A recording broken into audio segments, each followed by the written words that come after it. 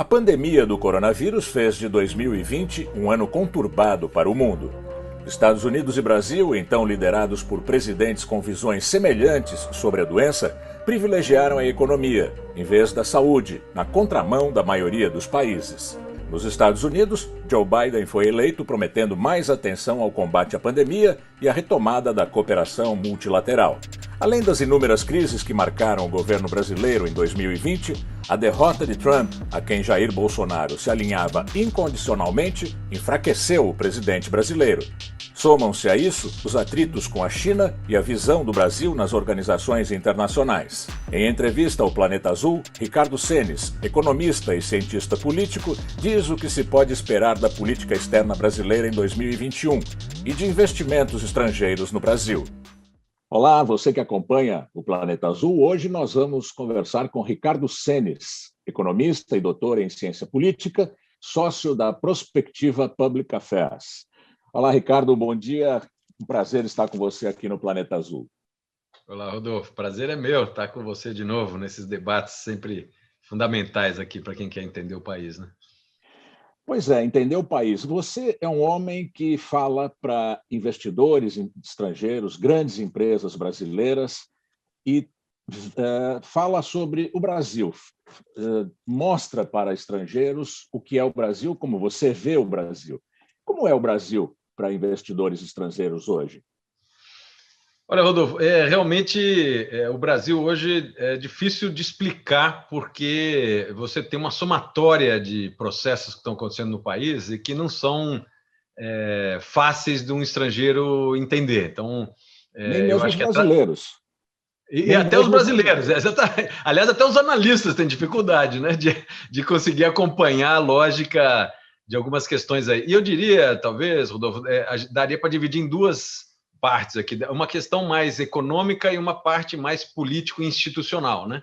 A parte econômica, eu acho que o Brasil segue numa situação muito semelhante ao que a gente vem tendo, infelizmente, de uns anos para cá, que é um certo empate sobre o projeto econômico que o Brasil vai adotar, né? Nós vamos partir para um modelo mais de abertura de mercado, privatizações, reformas estruturais mais pesadas, etc. Ou nós vamos recuperar e manter, vamos dizer, um aparato econômico que nós sempre tivemos no país, construímos nos últimos, talvez, sei lá, dos anos 60, 70 e 80, ou seja, não é trivial explicar esse modelo econômico do Brasil, que é uma coisa meio híbrida, que vai para frente, vai para trás, etc., e sem muita convicção. Então, eu acho que tem um espaço de tentar olhar um cenário econômico que é sempre uma ginástica aí difícil de fazer. E, de outro lado, tem o componente político-institucional, que em alguns países que são mais maduros, essa vertente político-institucional é quase que dado como um default, assim, ele é uma constante. Mas no Brasil, não, né? No Brasil, essa é uma variável que realmente impacta a performance econômica, risco de investimento, e precisa ser tratada. E nesse campo a gente, infelizmente, não está indo muito bem, não, Rodolfo, porque assim, a instabilidade institucional do país é muito marcante, e eu diria que a gente está num momento em que o governo federal, na mão do presidente Bolsonaro, ele é completamente, vamos dizer, fora dos padrões da normalidade política, tá certo? É o mínimo que a gente pode dizer sobre isso. Isso, para o investidor estrangeiro ou para o grande investidor brasileiro, é uma combinação que não é muito favorável. Nós estamos passando por um momento... Não é à toa que o investimento externo brasileiro caiu tanto, né, como fazia muito tempo que não caía. Ano retrasado e ano passado, nós estamos quase metade do investimento externo estrangeiro que a gente recebia anteriormente. Isso é sinal um pouco dessa deficiência. Que perguntas os estrangeiros, os investidores estrangeiros, as empresas fazem a respeito do Brasil? Olha, tem um lado que é bem macroeconomia e depois tem um lado que é microeconomia, né? Macroeconomia, assim, tem muita preocupação sobre a sustentabilidade, por exemplo, da política fiscal do país, né? A solvência do ponto de vista fiscal. Tem muita pergunta com relação aos marcos regulatórios e a questão da certa segurança jurídica, né? Ou seja, se os contratos que você assina realmente vão ser interpretados da mesma maneira ao longo do tempo, ou você vai mudar a interpretação com relação ao contrato. Então, assim, você tem um lado que é vinculado um pouco a a questão mais macro. E depois você tem questões específicas sobre determinados segmentos.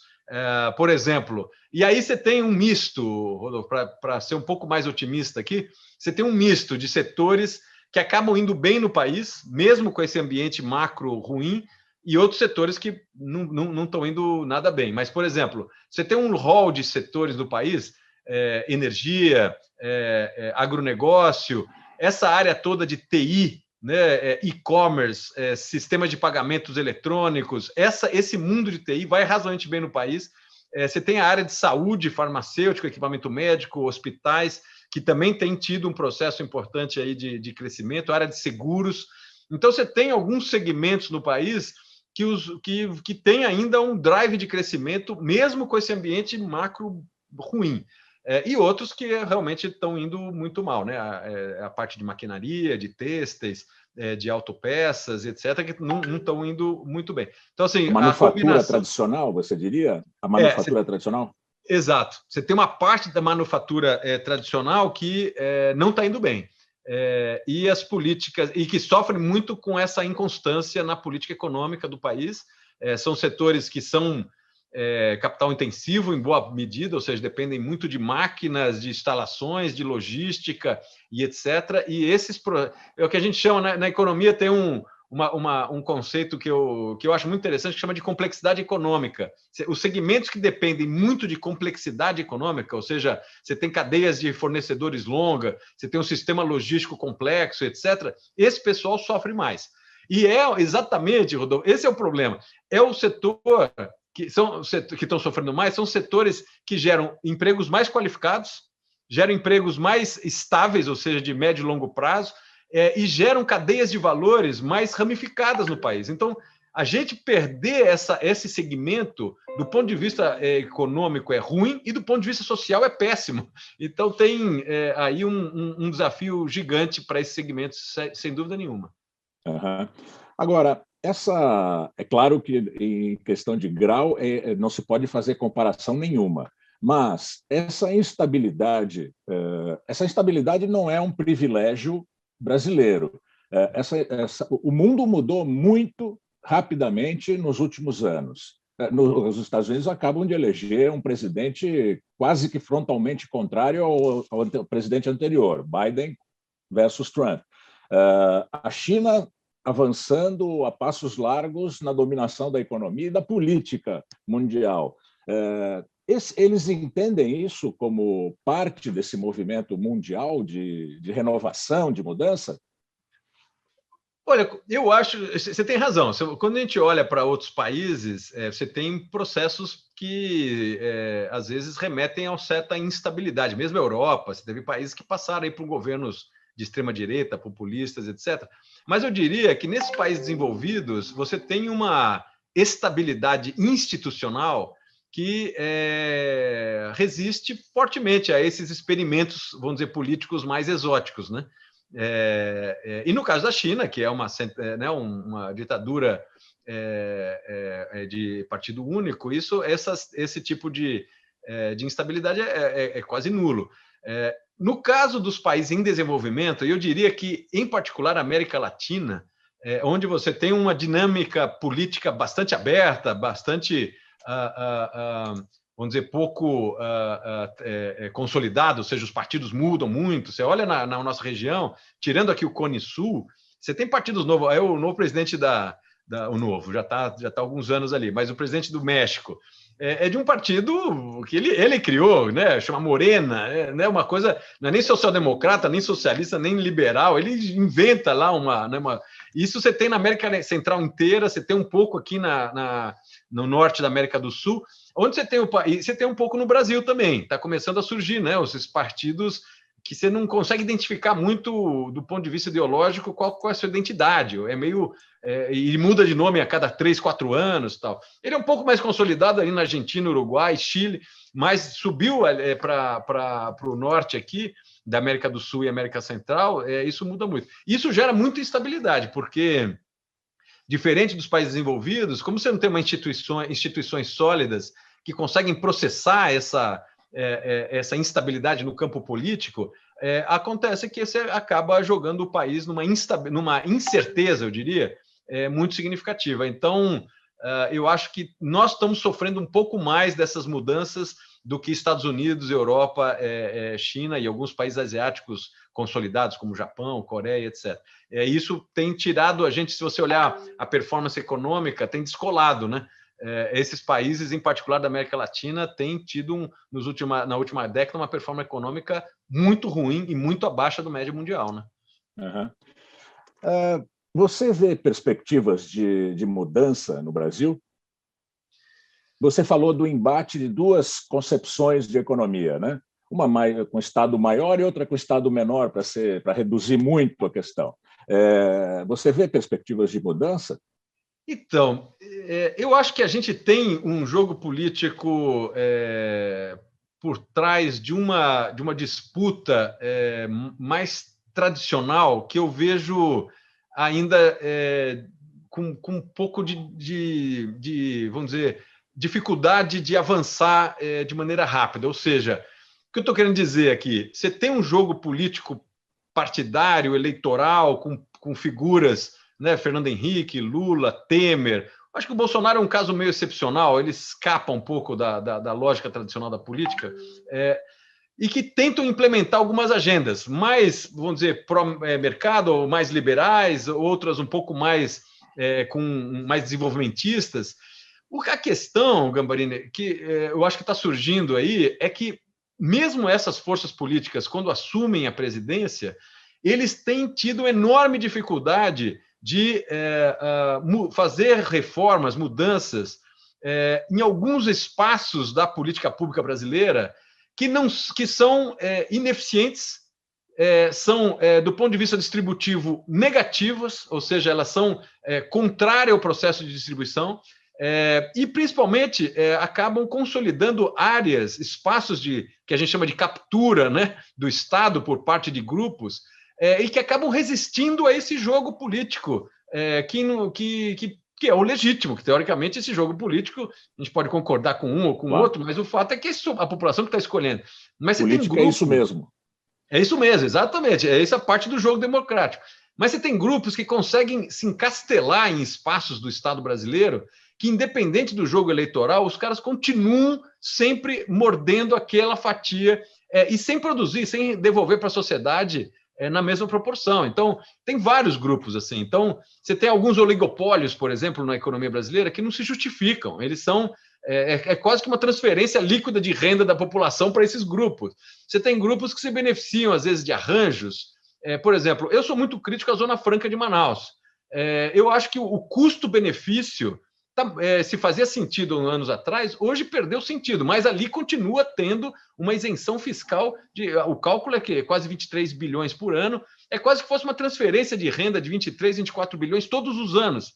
Você tem camadas do funcionalismo público que estão completamente descolados, vamos dizer, da média de remuneração de um brasileiro normal, e que continuam tendo privilégios gigantescos. Você não consegue mexer neles, é no judiciário, no legislativo, é no executivo. Então, assim, você tem camadas, você tem castas no Brasil que conseguem incrivelmente resistir a um processo eleitoral que busca mudança, só que ele não consegue, a mudança não chega nesse momento. Eu diria assim, então eu sou razoavelmente otimista com o país, eu acho que nós temos um potencial inexplorado no Brasil gigantesco, eu acho que o brasileiro é um país, é um povo empreendedor, eu acho que o brasileiro é um bicho inquieto, é criativo, então tem um elemento aí, um potencial, porém, nós não estamos sendo bem-sucedidos em conseguir desmontar alguns castelos aí de privilégios e que atrapalham efetivamente o avanço do país. Mas eu acho que nós vamos conseguir, Gabriel, mais cedo ou mais tarde nós vamos conseguir. Você é otimista. Sou. Agora, porque o que o leigo vê, o que o senso comum vê, é um parlamento que acaba sendo a representação desses grupos encastelados. Exato. Por que esses grupos, como é que esses grupos conseguem representação parlamentar? Puta, Gambarini, você foi em cima, cara, porque você tem O Congresso é muito reflexo disso. O Congresso ele é uma representação média da sociedade brasileira, gostemos ou não. Agora, por que você tem um centrão tão grande, tão significativo? Porque você tem uma parte da sociedade que vê nesses representantes um ganho, talvez de curto prazo para eles mesmos, em detrimento de uma lógica mais ampla de desenvolvimento, vamos dizer, mais aberto, mais dinâmico, etc. Então, você tem, sim, grupos que acabam, talvez por uma troca de curto prazo, referendando e reforçando essa lógica de representação provinciana ou pouco republicana ou pouco moderna. Mas você tem razão, o Congresso, você vê essa disputa explícita. Esse pessoal não é majoritário, mas eles são muito significativos. Quando os outros, vamos dizer, que representam interesses, sei lá, por uma política ambiental mais moderna, uma política de educação mais moderna, uma política de tecnologia mais moderna, uma política regional no país mais moderna, esses grupos, às vezes, conseguem ser maioria. E quando tem um aliado no executivo, tem um presidente que está querendo fazer essas mudanças, você consegue avançar na agenda. Quando você tem um predomínio desse outro grupo, vamos dizer, o pessoal do centrão aí, mais fisiológico, e tem na presidência também um sujeito com a cabeça próxima a eles, aí o jogo para, aí o jogo empata. E aí que fica complicado, né? Porque você não é só que empata, você regride, né? Você desmonta algumas políticas, alguns modelos de decisão que eram mais republicanos, mais modernos, e aí você perde tempo. Esse que dá um pouco de desânimo, né? Porque você volta 5, 6, 7, 8 anos atrás de uma disputa difícil de ter sido conquistada. E um pouco, talvez, o pessimismo do momento, acho que tem um pouco a ver com isso. Nós estamos numa conjunção de forças no executivo e no legislativo que eu acho que não favorecem aí um processo de modernização do Brasil, né? Bom, desde a década de 90, esse grupo, o Centrão, ou esse grupo mais conservador, mais retrógrado, que chamemos como quisermos, como a gente quiser, esse grupo, ele foi aliado do Collor, foi aliado do Fernando Henrique, foi aliado do Lula, foi aliado da Dilma, foi aliado do Temer e foi aliado do Sarney e é aliado do presidente do Bolsonaro. Esse grupo acaba sendo um pouco o fiel da balança, ou seja, ele pesa para um lado ou para o outro e acaba determinando o que pode ser feito no Brasil. Por que isso acontece? Por causa do eleitor, você já explicou. Agora, não há uma força política organizada, suficientemente organizada, é horrível falar, e mais esclarecida, coisa não estou falando do déspota esclarecido, mas de correntes mais modernas que não avançam no Brasil. É isso? É esse o quadro?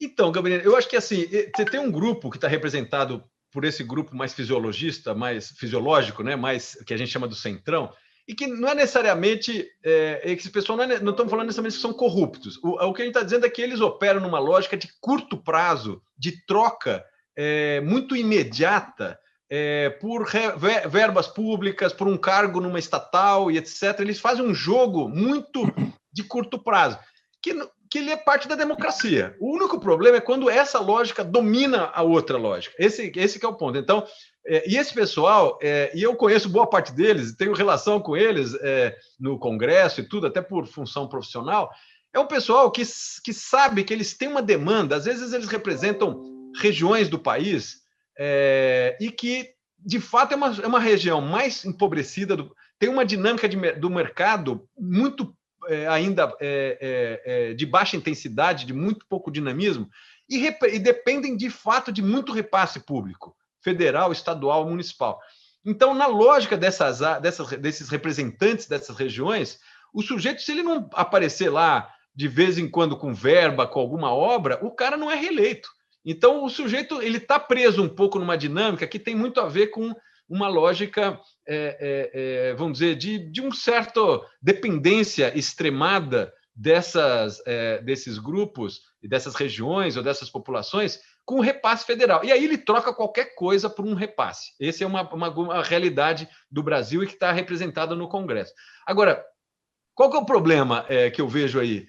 E você tem toda a razão, ou seja, esse pessoal está desde o Sarney aí. Aliás, o nome Centrão surgiu durante o governo Sarney. Exatamente. E eles continuam predominantes. E hoje o próprio Lira fala em nome do Centrão, né, quase 30 anos depois, e é o líder do Centrão e etc.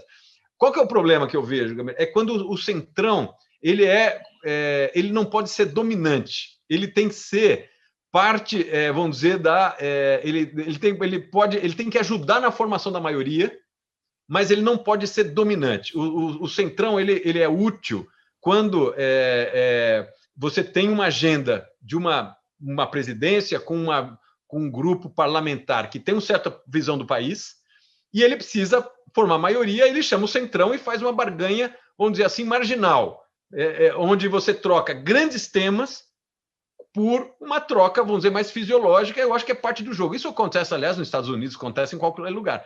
A questão é quando o Centrão passa a ser dominante, ele definir a agenda. Aí eu acho que o Brasil para ou anda para trás. Mas ter esse pessoal como uma forma de você formar maioria ad hoc, condicionado a um projeto estratégico, que eu acho que mais ou menos foi o que o Fernando Henrique fez, acho que o Lula fez isso, acho que a Dilma não conseguiu fazer isso, e eu acho que o Temer voltou a fazer isso. Cada um com uma agenda, né? Não necessariamente a mesma, mas ele souber, por exemplo, a gente pode gostar ou não, mas o Temer conseguiu aprovar umas reformas estruturais, trazendo esse pessoal para dentro, mas fazendo eles votar em cima da agenda que ele, né, o Temer e o Meirelles, na época, achavam que era estratégico. Cara, aí eu acho que faz sentido. É você saber lidar com essa parcela da representação, mas não ser dominada por ela. O problema é que você pega o Bolsonaro, que é um presidente fraquíssimo do ponto de vista de agenda, um ministro da Economia que está basicamente desautorizado na sua agenda, e aí você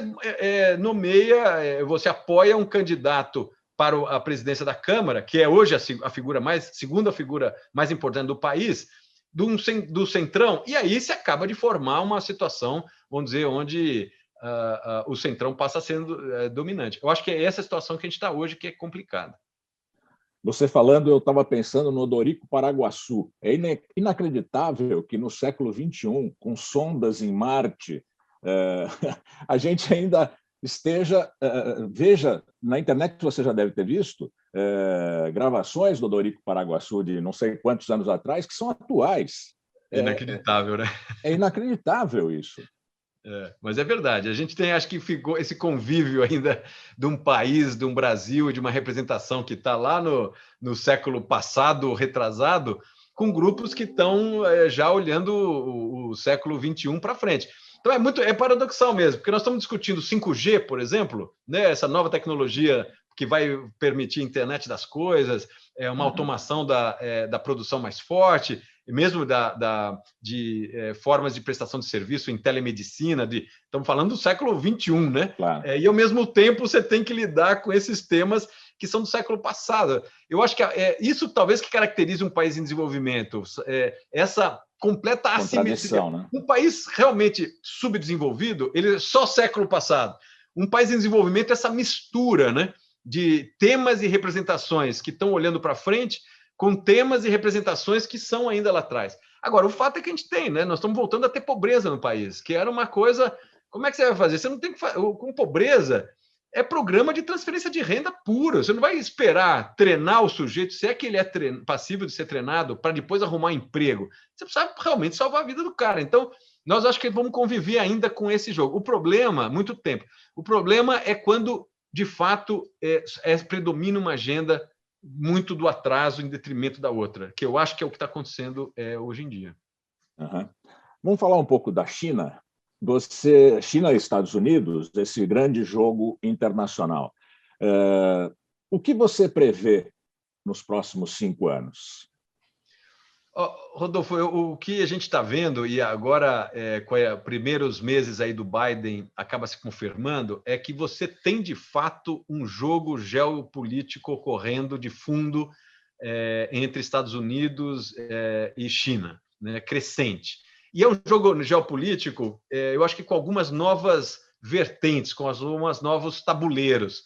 Porque o jogo geopolítico tradicional, que a gente viu até, por exemplo, a Guerra Fria, você tinha lá, era um movimento de, entre aspas, formação de aliados ao longo do mundo, em blocos, onde um tinha uma certa vertente econômica e o outro tinha uma outra vertente.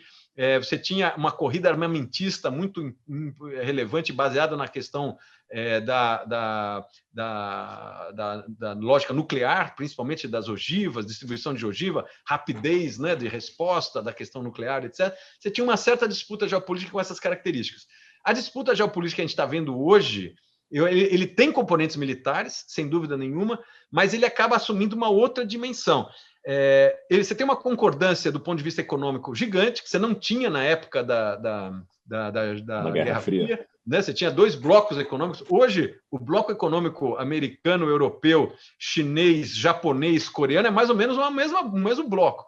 Mas você tem uma disputa no campo da ciência e das tecnologias mais sensíveis, que é aí que eu acho que a coisa vai começar a pegar. Então, eu acho que começa a ter uma disputa no campo espacial, não só da questão de órbitas, mas também até, você mencionou Marte, eu acho que a questão de Marte e Lua e a Lua entram já nesse novo marco, tá certo? O sujeito, ele quer saber se daqui a 50 anos ele vai poder explorar minério em Marte ou na Lua, ou vai poder ter colônias, né? Qualquer coisa do jeito. Acho que isso é uma dimensão meio futurista, mas me parece que é o que a gente está caminhando. A outra questão é que toda essa tecnologia da internet e da conectividade, ele passou a ser tão central no processo econômico, no processo social, de comunicação, dos armamentos, de georreferenciamento, de sistema de pagamento, banco, ele entrou no core do processo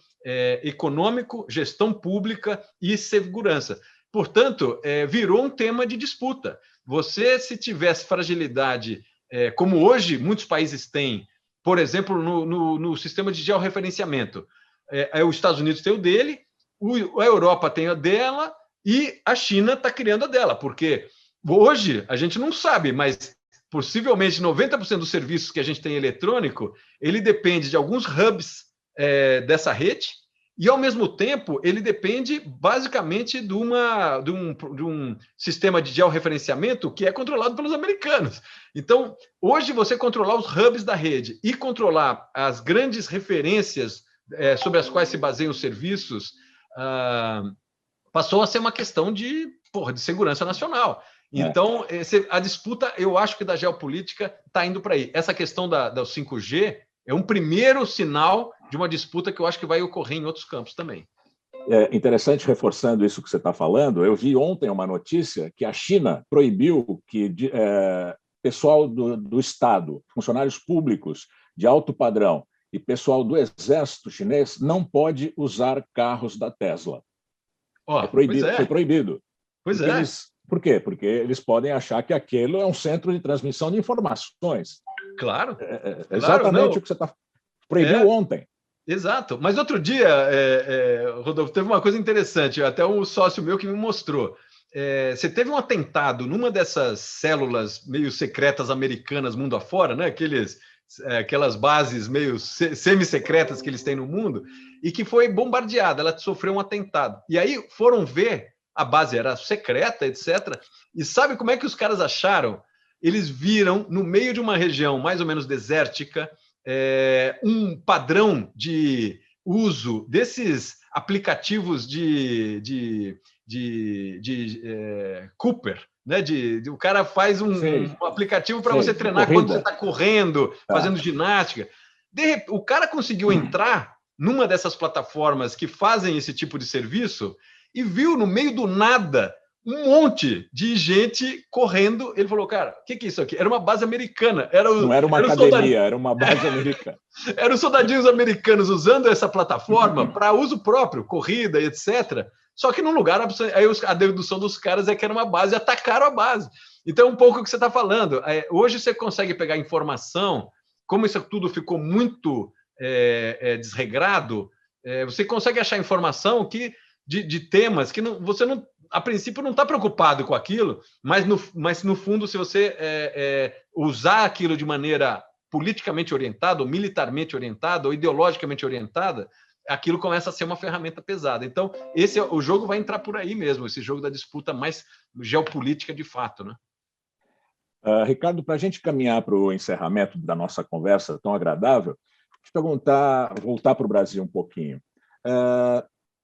A decisão da Justiça brasileira de permitir que o ex-presidente Lula volte a concorrer, ou garanta seus direitos políticos, o que significa voltar a concorrer, impacta o raciocínio de investimento ou a preocupação política dos estrangeiros com o Brasil?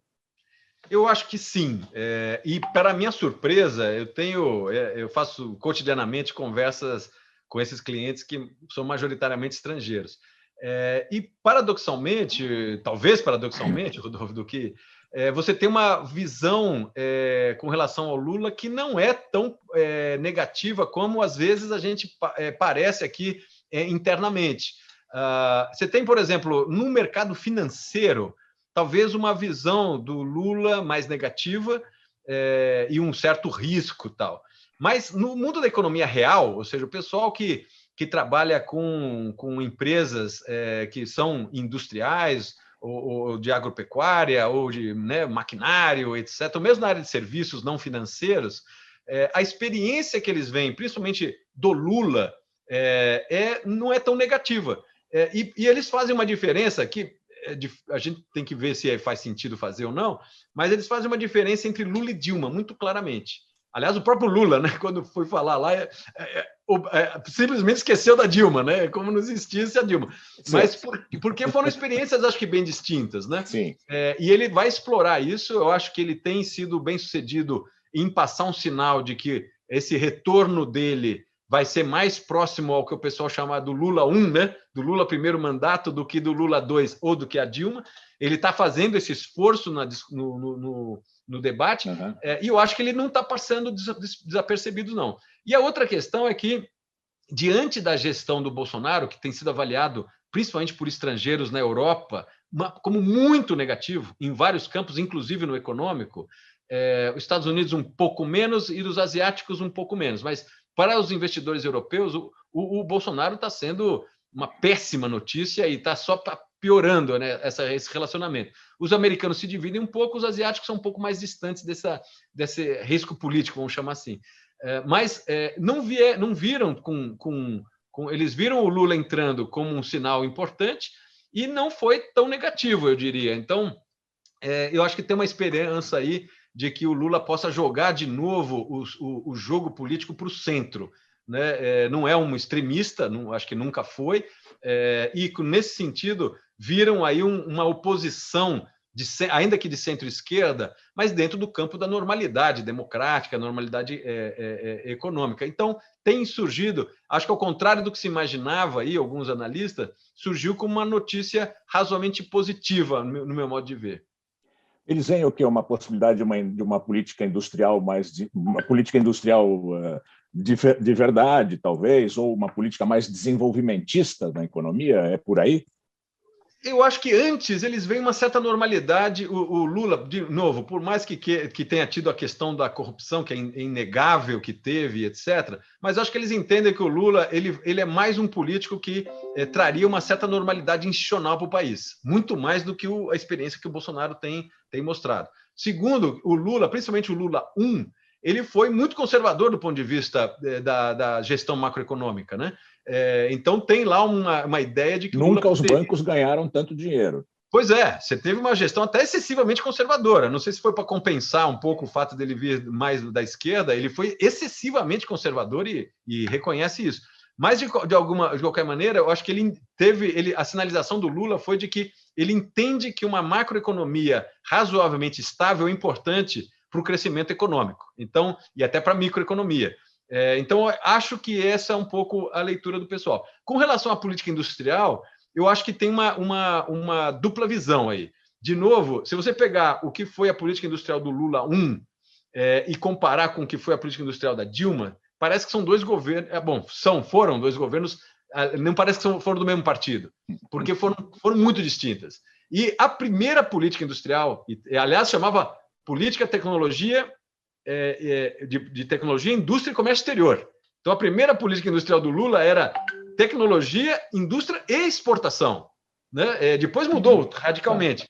Essa primeira política industrial, que é um pouco, eu diria, mais próxima do modelo europeu, alemão, francês, eu acho que, de novo, é bem-vinda, é bem vista, desculpa, que é muito diferente daquele nacionalismo meio tosco da Dilma.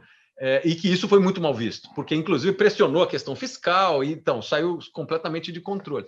Mas o Lula, se ele, no meu modo de ver, se ele conseguisse apresentar como Lula 1, aquela plataforma inicial, eu acho que a tendência dele conseguir sinalizar, vamos dizer, uma candidatura mais ao centro, vai ser positivo para expectativas de médio prazo no Brasil, visto de fora. Né? Mas vamos ver para qual que vai ser a estratégia do Lula, que não está muito claro. Ele deu sinais, mas eu acho que tem muita água para passar embaixo dessa ponte ainda, né? Pois é, muita água para passar e, como você disse, a visão que a sociedade brasileira tem do Lula não é exatamente a visão que os estrangeiros têm. Né? Exatamente. Eles veem o Lula com uma lente diferente, vamos dizer assim. Virá uma candidatura importante de centro no Brasil? Putz, eu estou acompanhado com lupa isso aí. Eu tenho tentado estar próximo, inclusive, dessas potenciais candidaturas para ter essa temperatura. O que eu tenho visto aí é que deu o cenário está ficando mais complicado para o centro. Assim, principalmente porque nós já estamos no meio do ano anterior à eleição. Tem que lembrar não que a eleição... Não tem o nome, né? Hã? E não tem nome, exato. Assim, o Dória, ele apesar de ter feito, eu acho que assim, se não fosse o Dória, a gente não teria, por simplesmente, nem 10% da vacina que a gente tem no país. Então, assim, o Dória tem um tremendo mérito nesse campo, mas a gestão de imagem que ele fez com relação aos outros governadores, ou seja, com as outras regiões do país, e mesmo um pouco tendo sido muito vocal nessa disputa com o Bolsonaro, desgastou o Dória. Então, você vê nas pesquisas, o Dória reduziu a sua potencial de candidatura, ao contrário do que poderia ter sido como o cara que viabilizou a vacina. Então, eu acho que o Dória praticamente está fora dessa disputa para o ano que vem, deve tentar uma reeleição aqui. O Eduardo Leite, dentro do PSDB ainda, eu acho que ele está sem tração suficiente. Eu acho que o Eduardo Leite tem uma estatura e uma posição ideológica para um vice, mas não para liderar a chapa. Então, também não vejo ali... Você vai ainda para o centro ali no Mandetta, o Mandetta está tendo uma resiliência nas pesquisas surpreendente. Eu achei que ele não fosse perdurar na memória do eleitor nacional como um ministro que foi demitido pelo Bolsonaro no ano passado. Ele ficou 1 ano e pouco no ministério.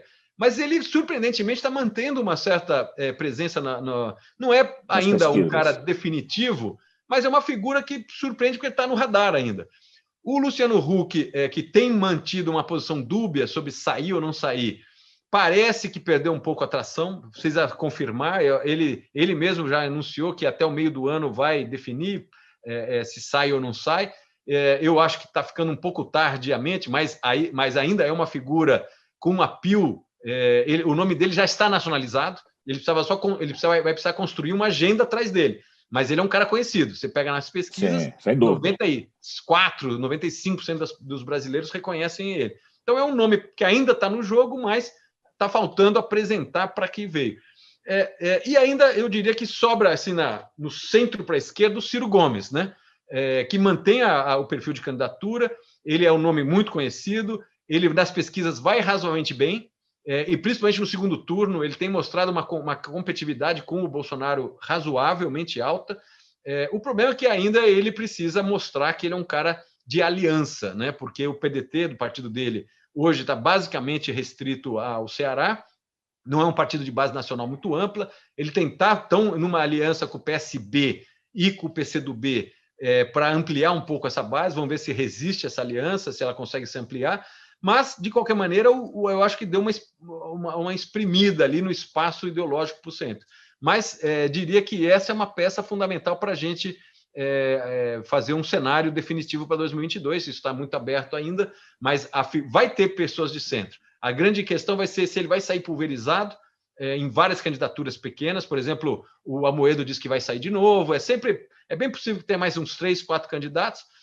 Quanto mais pulverizado, menos chance o centro vai ter, não o centrão, de ir para o segundo turno. e a chance de polarizar aumenta, né, entre Lula e o candidato do Lula, o Lula, versus o Bolsonaro, que já é candidato desde de 1º de janeiro de 19, né, do primeiro dia de mandato ele já é candidato à reeleição.